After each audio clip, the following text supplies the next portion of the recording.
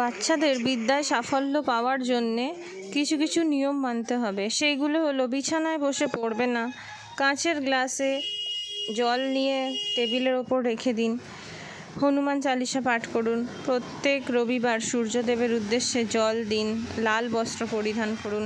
তাছাড়াও একটি মন্ত্র আপনাদেরকে বলবো, সেগুলো হলো ওম সরস্বত্যৈ নমো নমঃ, ওম সরস্বত্যৈ নমঃ, ওম সমাত্রা নমো নমঃ, ওম সমাত্রা নমঃ, ওম অ নমঃ, ওম ম নমো নমঃ, ওম ম নমঃ, ওম গং নমো নমঃ, ওম গং নমঃ, ওম বি নমো নমঃ।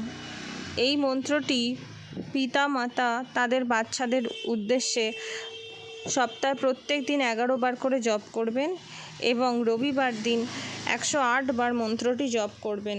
তাহলে বাচ্চারা বিদ্যায় সাফল্য অর্জন করবে। আর গং গাং গণপতয়ে নমো নমঃ, ওম গং গণপতয়ে নমো নমঃ, ওম গং গণপতয়ে নমো নমঃ, এই মন্ত্রটিও জপ করুন।